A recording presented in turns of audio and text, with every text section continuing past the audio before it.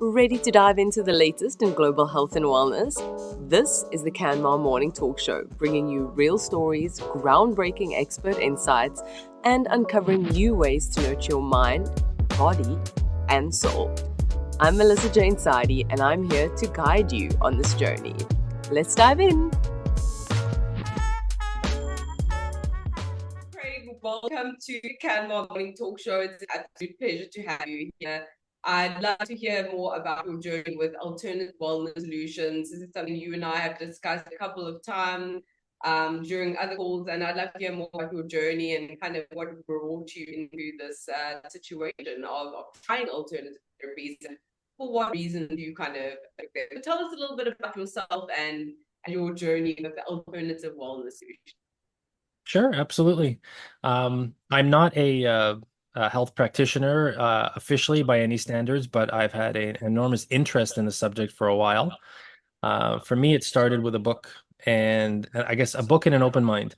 I read a book by Dr. Andrew Weil called Spontaneous Healing. You know, he was popular. He's the bald guy with a beard. So naturally, he nor I have found the cure for baldness, but I think we both found good health. But that book did open up my mind to different modalities and different ideas about alternative health. And it came in handy later in life. A few years later, my dad got sick, and he, was diagnosed with a brain tumor, which was, devastating for us in the family because, the outcome of that disease is, not typically good.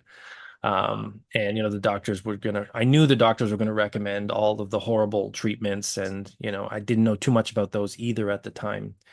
But I just remember sitting there with the doctors as they were giving us the grim news and feeling a little bit of optimism, not completely pessimism, because I felt like, there was a solution out there. I had to find it.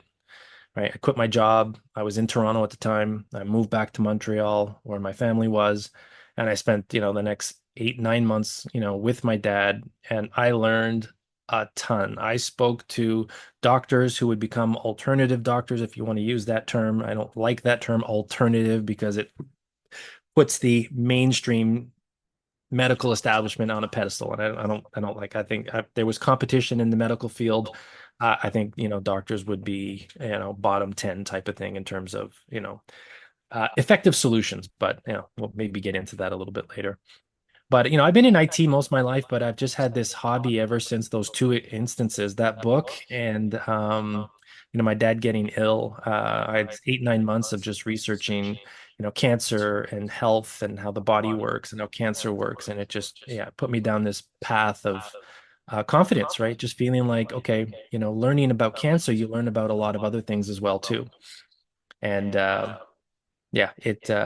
just made me very open-minded and completely without fear to a certain extent of getting, dreaded news. So many people are afraid to go to the doctor because they're afraid of getting bad news and what it means. And there is really no such thing as bad news. It's just news. It's what you're going to do with that news. And if you have an open mind and you've done a little research, and it doesn't take much, I really don't think it takes much nowadays. You don't have to go to the library and dive into like encyclopedias of medical journals to try to figure out. There's content in all kinds of different forms that you can digest on any topic. You just have to know where to look. And that's a key Absolutely. point. And I think that's something that maybe overwhelms a lot of people. But first of all, I'm very sorry about your dad, Craig. But, I do feel like it's pivotal moments in life that really change things. It's really like a changing moment where it kind of flip around. And, it almost gave you a chance to empower yourself. As you said, you no longer had fear of bad news, which Yeah. I totally agree with you. I think that's why a lot of people don't go to the doctor. They don't want to find something that maybe they're not sure how to deal with, because a lot of people are empowered with this kind of knowledge. You were able to do that yourself, but a lot of people are not in that same situation, right? Yeah. Yeah. No, absolutely. And it's in some ways it's a little, even though there's more platforms out there, it's a little harder, I find, nowadays, because a lot of the mainstream platforms are going to censor this kind of information. This is the power of the medical establishment. So if you want the truth and you're going to, some of the more popular platforms, you're going to get the opposite of what you're looking for. So you have to know kind of where to look, and in some ways, it's gotten a little bit harder to I find know that information. 100%. There's so many restrictions, so much censorship online, really, and it's difficult to know what sources to trust. I think Yep. that's another thing. But it's stories like these, and of people really overcoming certain ailments and I totally agree, by the way, that the word alternative, it does kind of put the mainstream on a pedestal, and which I totally agree with, which I totally disagree with it being on the mainstream.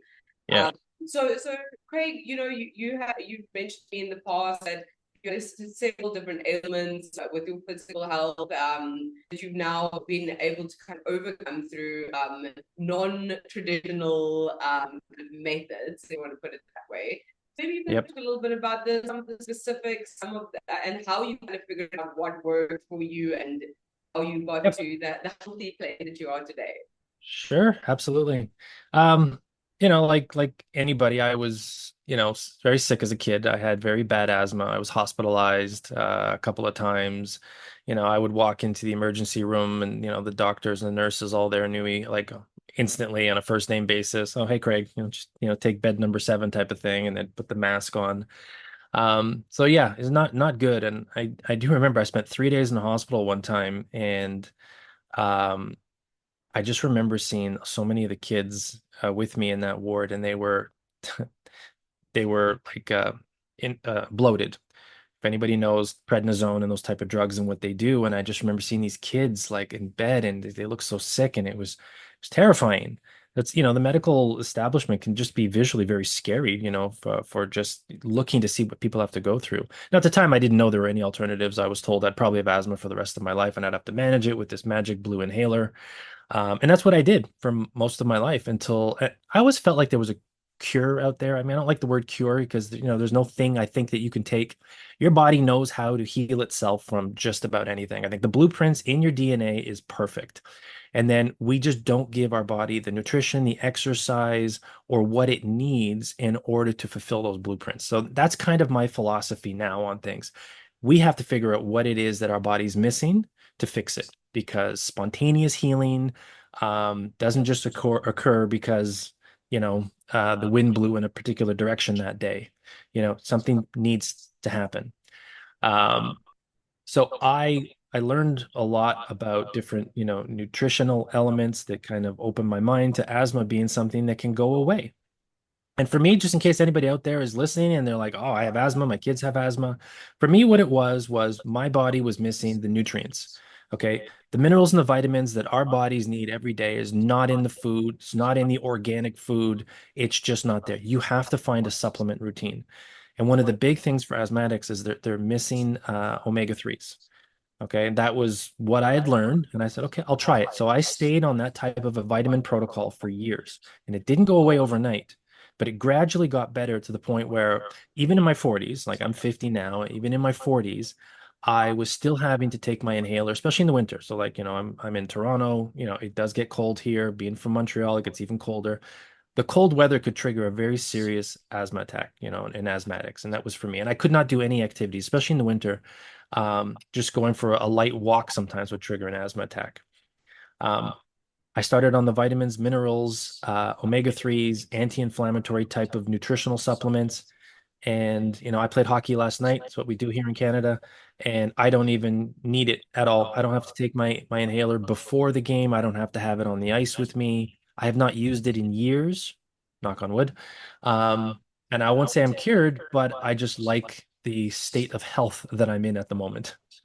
That's You know, incredible. First of all, Craig, I mean, you look absolutely fantastic. I would never have said that you're 50. So whatever you're doing is certainly working. And I really like what you said about there not being a lot of not so well vetted practitioners or sources online makes peddle these magic cures. But that's not the truth, and right. also it's not a one size fits all kind of solution, right? What works for one person may No, not work for the next. And I do like what you said, really a holistic picture, right? It's all of these things, and I mean with fast food, and the amount of kind of hormones being pushed into the food that we even buy in a grocery store, we're certainly Yeah. not getting the vitamins and minerals that we need. It's a very good point. You can't start taking all these vitamins and supplements and still go to McDonald's and, eat a whole lot of carbs and, chemically laced foods and be like, well, I'm taking my vitamins and I don't know why I'm not getting better. Oftentimes diet alone is enough without the supplements, right? And most of the time, it's not even what you start eating, it's what you cut out. It's more of what you cut out, right? We're not aware of certain things. We think certain things are healthy, like, um, oils, like olive oil. Yeah, there's a lot of healthy benefits, but like any oil oxidizes and creates a lot of, anti not antioxidants, inflammatory response in the body. Right. So it's like, your oil sits there for a long time, it gets more rancid. It's full of free radicals. That's what I was looking for. It's full of free radicals that you're ingesting when you think you're eating something healthy. So, frying with oils as well too is a very carcinogenic, activity. Even with the healthy oils, the avocado oils. Yes, they're better than the seed oils, but you just have to moderation or be very careful with that stuff. So yeah, it's not just what you take, it's what you stop taking that makes a difference too. And I mean, I stopped taking a lot of things. I've cut gluten largely out of my diet, not completely, but largely. And I if I see fried food, I sometimes, you're at a party or an event, of course I will eat it, but it's not something I cook. I never do. I always use butter. Butter is a very healthy fat. Ghee is another alternative. So just making some of those choices can make, big difference. I think gluten and fried foods are like two things that everyone just consumes on a daily basis. And it's, it's not great for the body.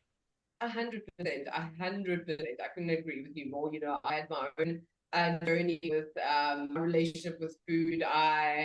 I've suffered from anxiety, very bad anxiety since I was a child, and it would often lead to overeating or bad eating habits. And one day I kind of turned around and said, like, obviously it's what I'm eating. I was eating a lot of junk, yes, a lot of fried food, like I said, like we all do, and it's everywhere. And sometimes it's just easy, I think when we have the lives. But I think it's really being mindful. As soon as I took a step back and started to kind of look at my relationship with food and the yo-yo dieting and really kind of take a more balanced approach, like you said, cutting out the wrong things, moderation being a big one. Then things start to change. Like I end up losing 20 kgs. I don't know what that translate to for the North Americans.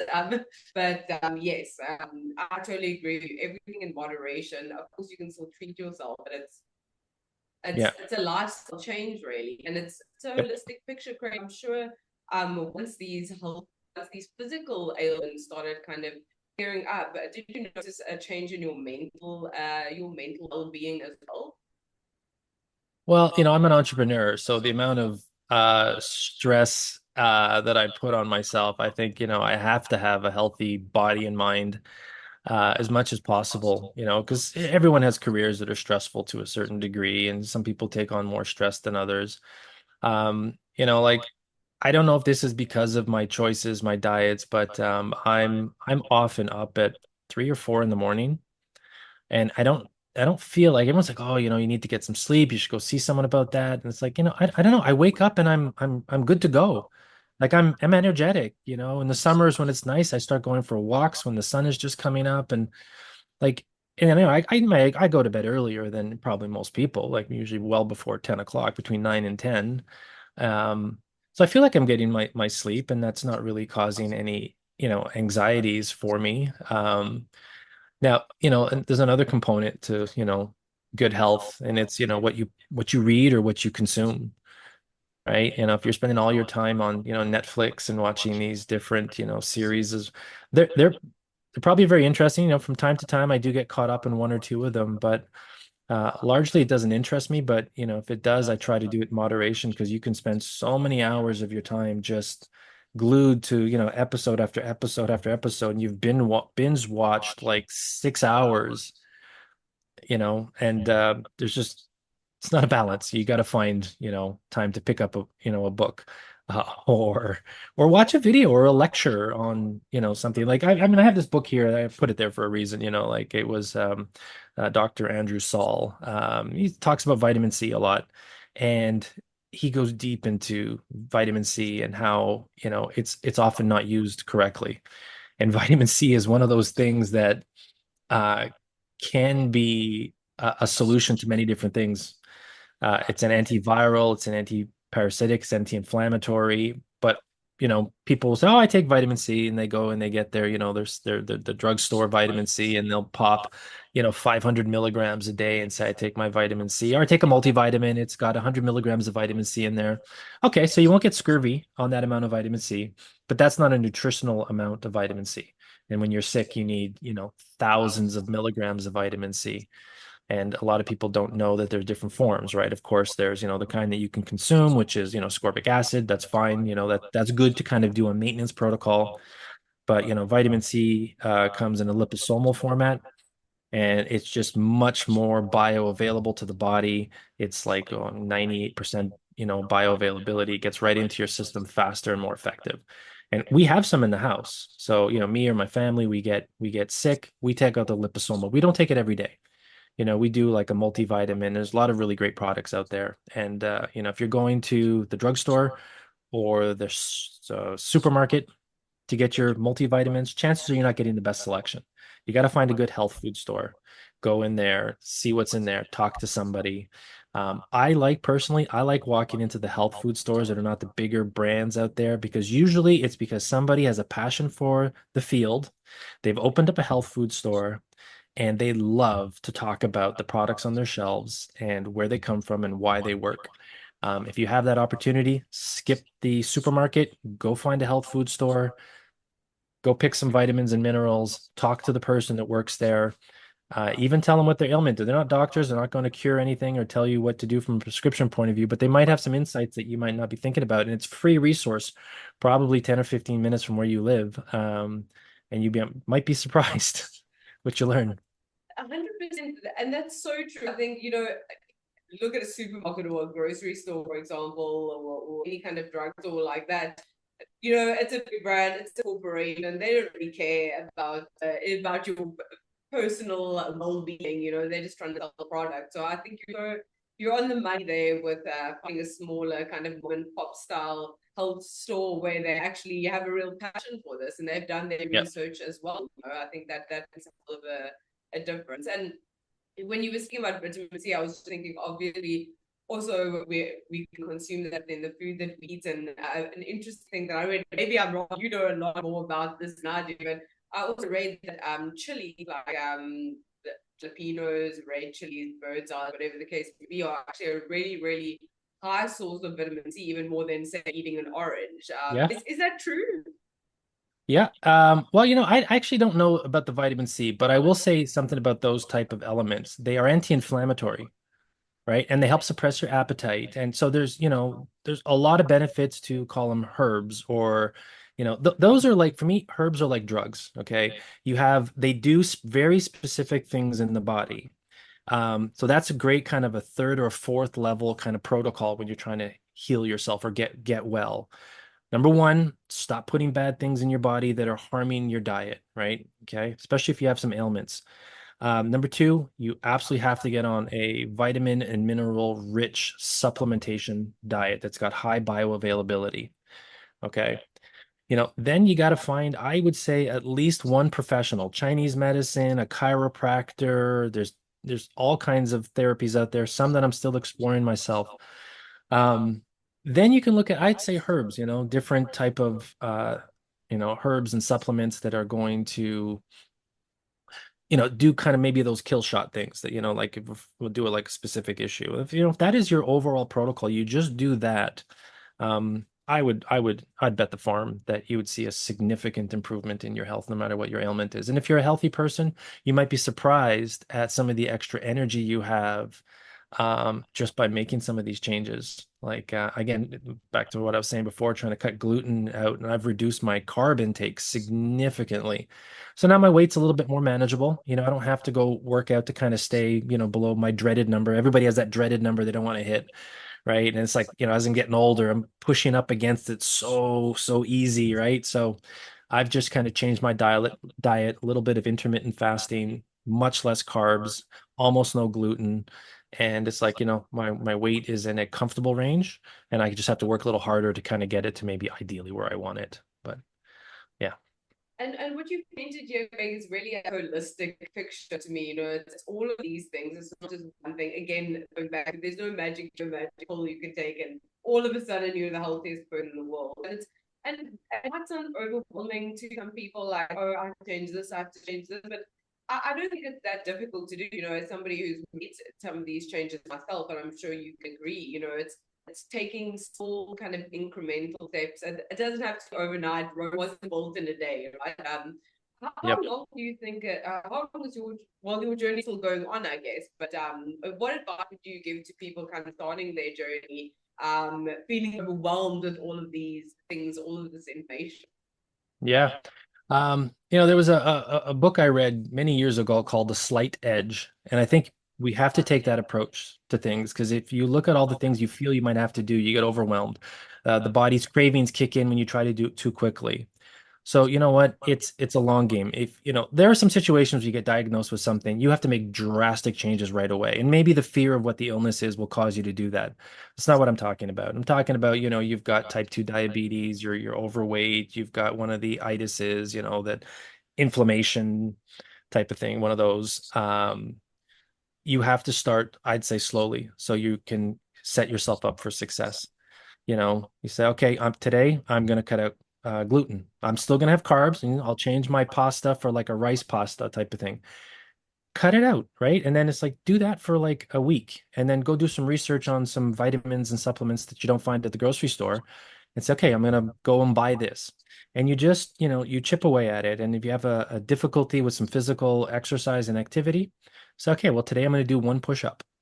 It's not the push up that's the challenge. It's the mindset to stand up, get down, do one.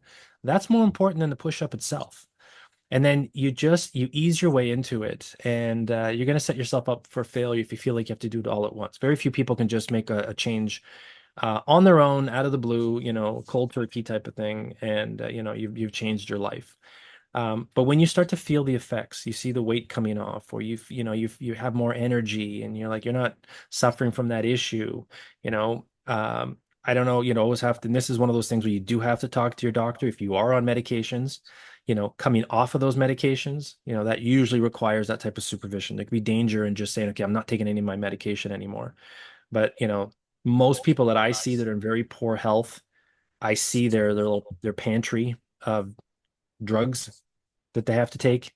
And for me, it just looks like, how do you survive all these different pills that this is for my blood pressure, this is for my heart, this is for my cholesterol, this is for this inflammation, and like they're all toxins. That's what drugs are. They are toxins to the body. They're not recognized by the body, so it forces a modality in the body to change, which gets a result. And then people say, oh, well, look, it fixed this, but it's playing whack-a-mole, right? It's like, you knock down the issue you have, and then you get one or two other issues, but there's a drug for that. So it's okay. And you go down that rabbit hole until you are sick as a dog and you don't know why. And then, you know, yeah, I've seen some, really ugly situations. And I've seen people kind of come off the drugs, and later in life, they say, okay, well, this someone in their 90s, they stop taking their medication because it feels no point. And all of a sudden, the clarity comes back. They can recognize you again. They can have a conversation.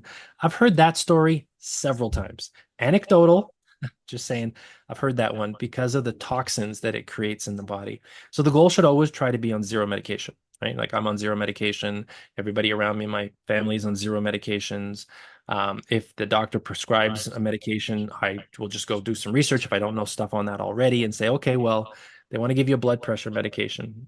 Here's what's probably causing your blood pressure, right? Is it white coat syndrome? Do your blood pressure at home. Get your readings at home when you're calm. Don't go and get it at the doctor's office because, oh, look, your blood pressure's high. Well, the intimidation of the white lab coat, and, that's a very well documented, situation. But like, I have a daughter. She's never been on an antibiotic.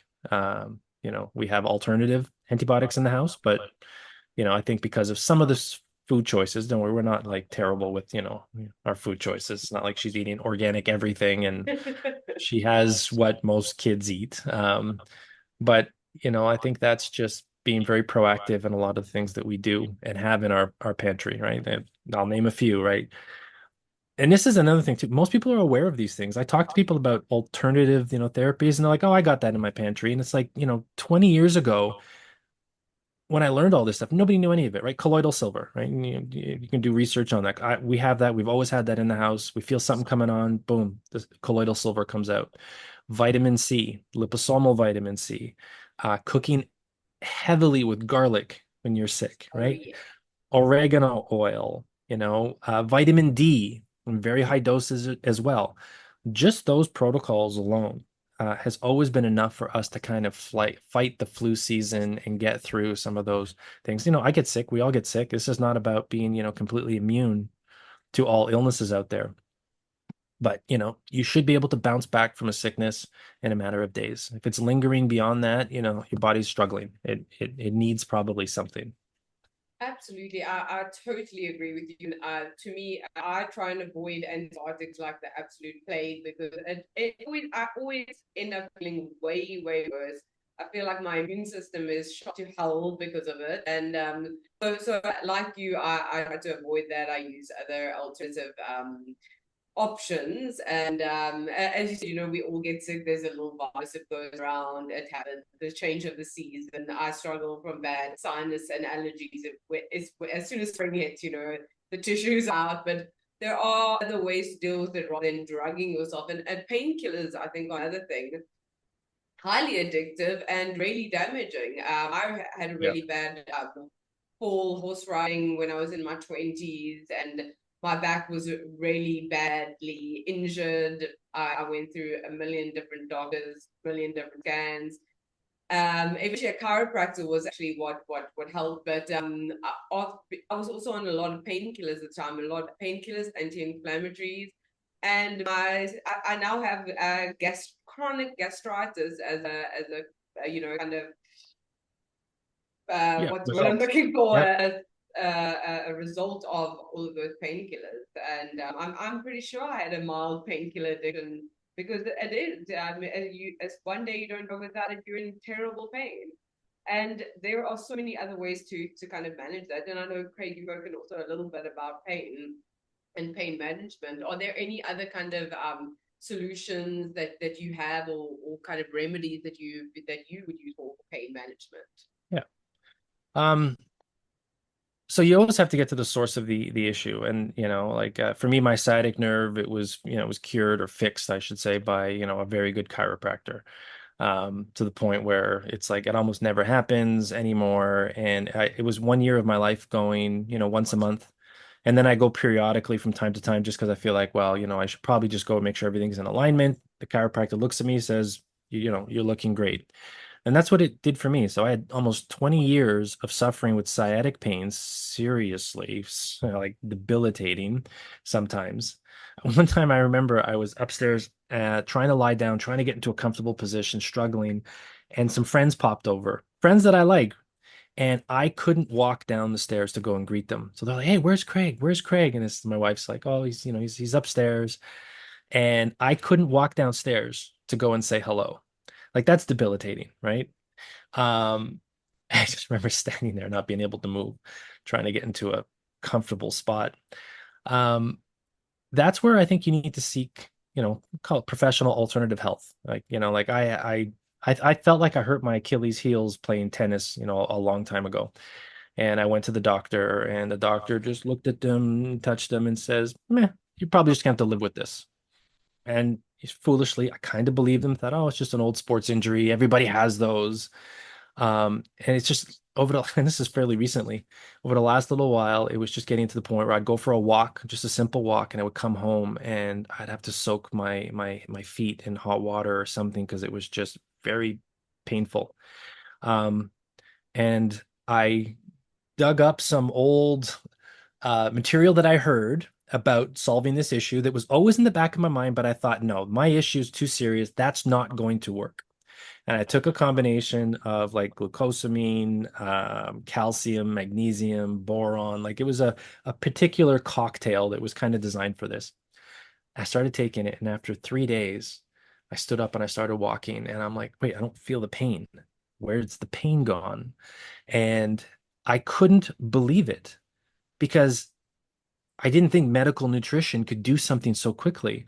So now, once again, that was a problem that was really bothering me. I mean, I couldn't jog, sports, I could still play hockey because, your Achilles is kind of locked in a position, skiing. So skiing and hockey were kind of unaffected by this issue, which was good for me because those are my two passions. Um, but I just felt like, oh my God, like this is going to get worse. Like I'm going to be that guy on the mobile cart in the grocery store because I can't walk. Like, I had all these terrible visions of what this was going to cause for me. Even with everything that I've learned, I still allowed myself to go to that dark place of thinking, well, this one's got me.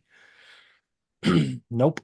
And now I can run. I mean, I still deal with the issue. It's still, after a long run or a walk or whatever, I still feel it, but it's manageable. And of course, it's like a dial. I can dial up the amount that I take, and it does have an effect.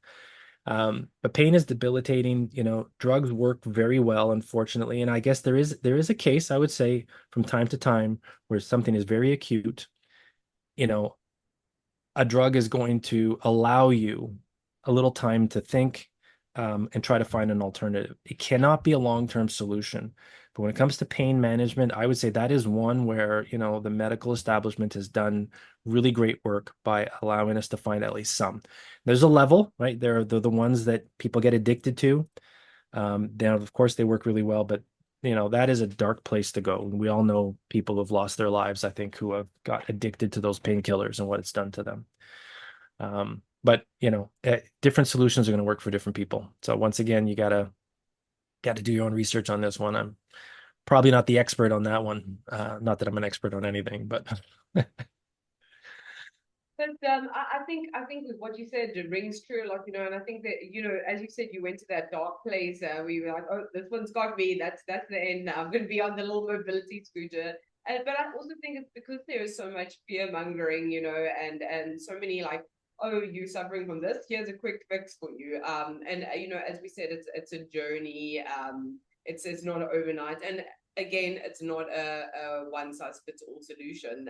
Everybody's bodies are different; they react differently to different things. So I think that's something really important that people need to remember, and that a lot of people forget.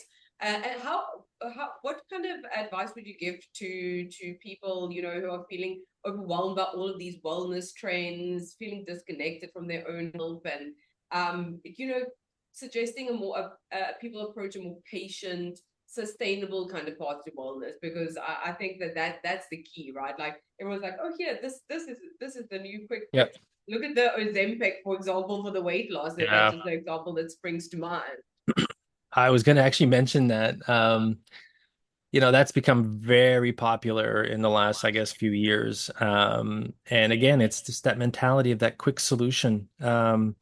The side effects can be horrible with that drug. So basically now you're relying on a toxin to a certain degree in the body to achieve the results that you want. You haven't achieved health. You might get the slimming down that you're looking for, but I promise you that's coming at a cost. um the fulfillment and the overall holistic advantages you get all these other benefits by losing weight the proper way: medical nutrition, good healthy foods, cutting out all those things that are causing the issues, like I'm sure most people who are listening to this have heard the methodology to go do your grocery shopping, right? You go into the grocery store and you stick to the outer aisles, and then you head to the cash. Stay away from all the processed things in boxes and cans.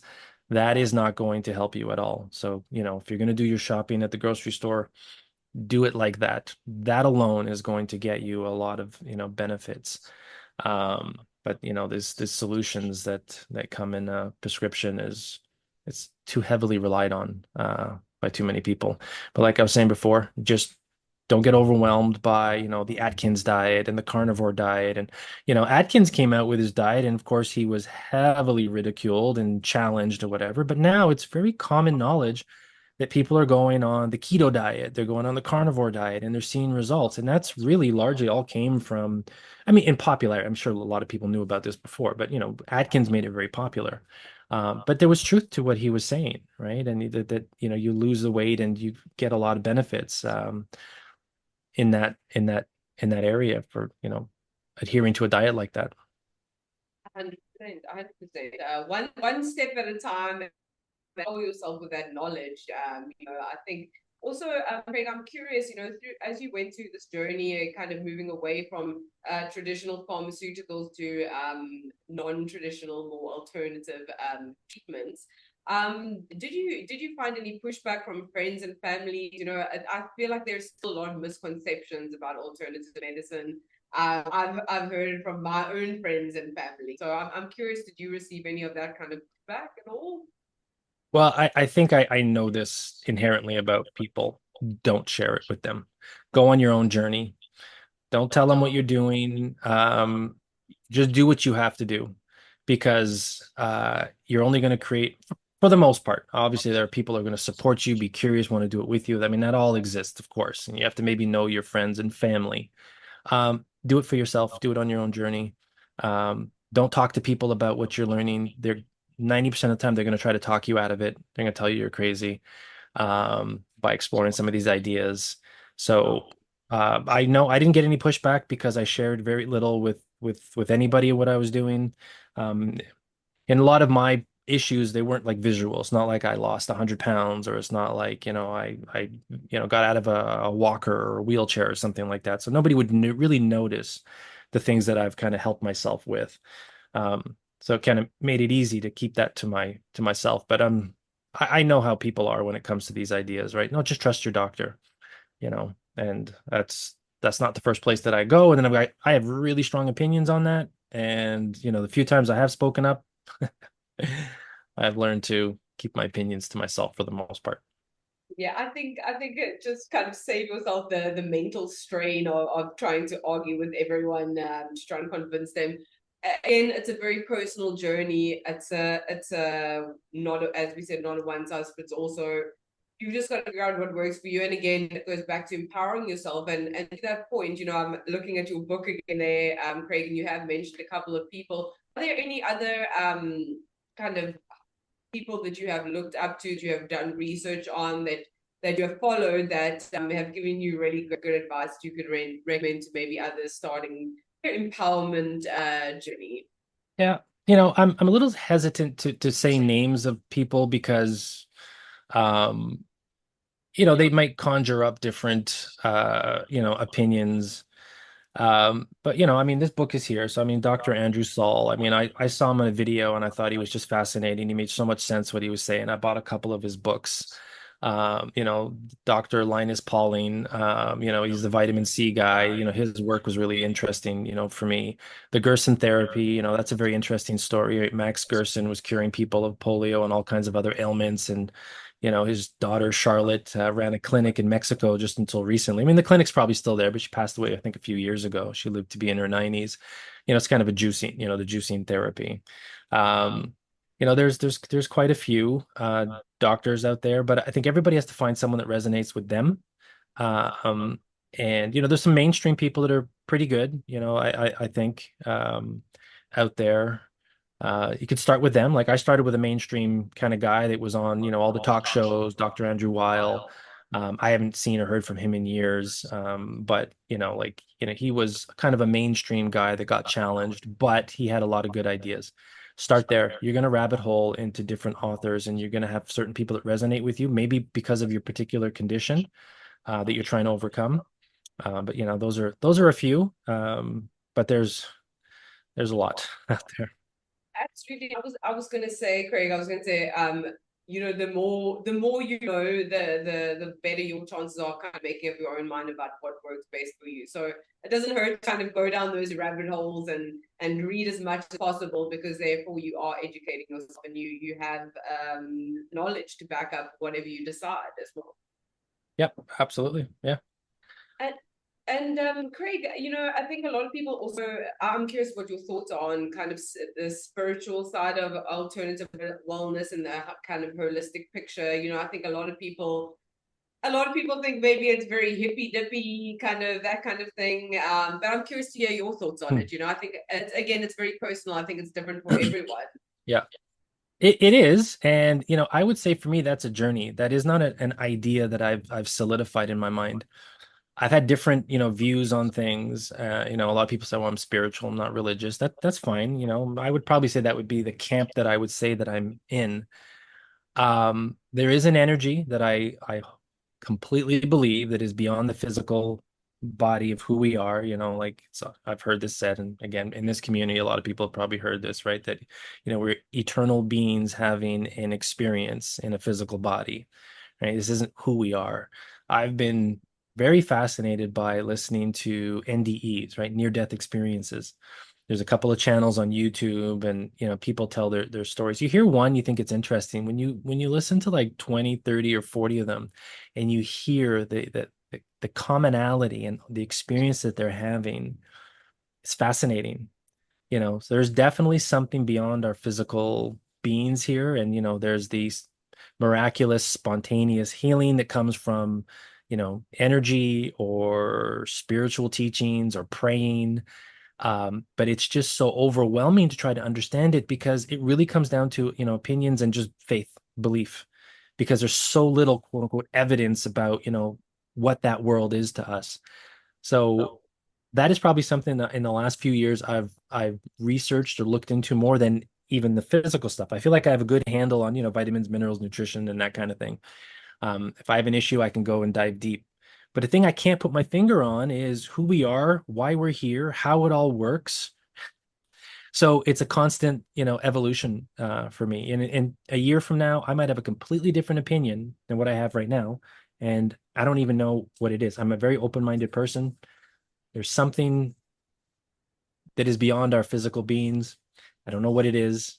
I don't think I'll ever really find out what it is. And that's probably part of the design of who we are here. But um, I just find it absolutely fascinating what this experience is, and the whole creating your world with your thoughts. And it's like, okay, maybe this world is a lot of that, our health, our well-being, our friends, our family. It's all created with our thoughts. Like this pencil, somebody thought this is what we should write with and how we should do it, and this is what we're all using. This is not a pencil. This is somebody's thought. This is imagination right here, right? Everything, the car you drive, the shape of it, the house you're in. Why did somebody, when they started building houses, not think of something differently, right? And we'd be living in houses that look different. Like, it's everything is imagination when you think about it. And we're creating this world that we live in, and we have more power than I think we realize. Um, Most of us don't know that and are still trying to figure it out. Even the ones who kind of think, okay, I think I have more control than what I previously believed. But then what do I do with that? And how do I change? And oh my God, what a rabbit hole.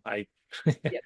Yeah. It's a lot to take it when you start to pack it like that, and I also think that we've all become very disconnected. I think like we're a lot of us have tunnel vision. We're just so focused on getting through the day, getting through the week, and I think it takes taking a step back, trying to appreciate your body and your physical health, what's going on in your mind, and just going outside and feeling the sun on your face, the grass underneath your feet. It really makes a big difference. And I feel like if I start getting to overwhelmed, that's what I do. I go into my yard with my dog, take my socks off, stand on the grass and just feel the sun, listen to the birds, and Right. you Yeah. start to your mind starts to open, kind of Yep. all these we can open our imaginations that way as well. I think that's just my thoughts on it. Yep. Yep. I think there's a lot of truth to that. I think in some ways we are living in the matrix sometimes, and we can change and craft it and become Neo if we start to realize that, we're not really of this world, we're just participating in it. So let's participate a little differently, and you can change your outcome. So um yeah, you know, it's a big component, I think, of who we are and why we're here. And it's I don't think religion answers those questions very well. Um, and this is another topic too that has me incredibly fascinated on who we are and why we're here. When you look at, ancient cultures and the technology that they had to have had thousands of years ago make absolutely no sense. Mind Yeah, blowing, that right? blows my Pyramids is an mind. obvious one, right? And the pyramids around the world and the blocks and the precision. And so, who are we right now where we know that there were more advanced civilizations, but were they more advanced spiritually as well too, not just, with their technology. Um, so, why are we here? Who's controlling us? Like, it's a rabbit hole. But I'm infinitely curious about everything. And I think that allows me to find hope in things where other people don't find them. Looking at, I don't fear death, I don't want to die, but I have zero fear of it because of, what I feel I've learned. Maybe I'm wrong, but, I feel like there's an energy there and it's very positive on the other side.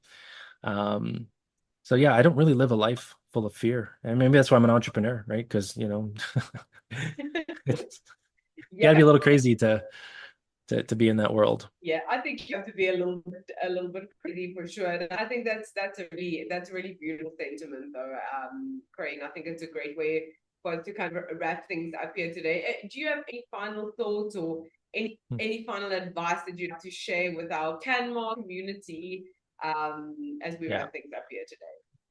Well, I would say that the people that are here listening and watching this are going to find this, interesting, but it's going to resonate with them because they're already probably plugged into a lot of things that we talked about. If skeptics typically wouldn't sit down and listen to something like this. So, we are talking to an audience that's open-minded, but maybe I've said some things here that just, reinforced, because sometimes you have some ideas and it's like you hear someone else say something and you know that it worked for them, and it's the thing that gets you excited about making a change in your life. And none of it's complicated. It's all very simple. Very simple things over time are going to have a wonderful result in your life. And that's probably my advice I'd like to leave with anybody who's listening. That, Craig, and I think that's so true, and I think that's why it's so important to have a community around these topics, because really we need that kind of solidarity. We need that kind of reassurance that we're not alone. Yes, it's a personal journey, but at the end of the day, it's nice to know that we're not alone. Yeah, I agree. I agree. So thank you so much, Craig, for being here. It was wonderful to speak to you. If anyone wants to reach you and chat, I'm sure they can find you on CanMar. Is there anywhere else that they can reach you if they would like to maybe have a chat with you about some of your ideas? Yeah, find me through CanMar. I think this is a great platform, and this is probably where I want to, maybe focus this type of conversation. My real world is in, IT and in the business world. So, that's not a typical place where we even have these conversations. So CanMar is the absolute perfect place to reach me. There we go. And who knows, you may see Craig and I doing some stuff in the future. We have some ideas rolling. So we'll see you all soon. And that's a wrap. Thank you for tuning into the CanMar Morning Talk Show. Remember, your wellness journey is unique and every step forward is worth celebrating. If you found today's episode inspiring, share it to connect with our community on CanMar and stay tuned for more meaningful conversations. At CanMar, we believe wellness is more than just a trend. It's a way of life. Whether it's exploring mental well-being, physical health, nutrition, alternative wellness, and everything in between, join us in discovering new perspectives, practical wisdom, and empowering education. Don't forget, you can find more thought-provoking content, interviews, and resources on our multimedia hub exclusively on the CanMar app. Download it on the App Store or Google Play, or sign up via community.canmar.io to stay connected, continue learning, and join our global wellness community. Until next time, stay grounded, stay curious, and keep moving forward. Together, we are CanMar.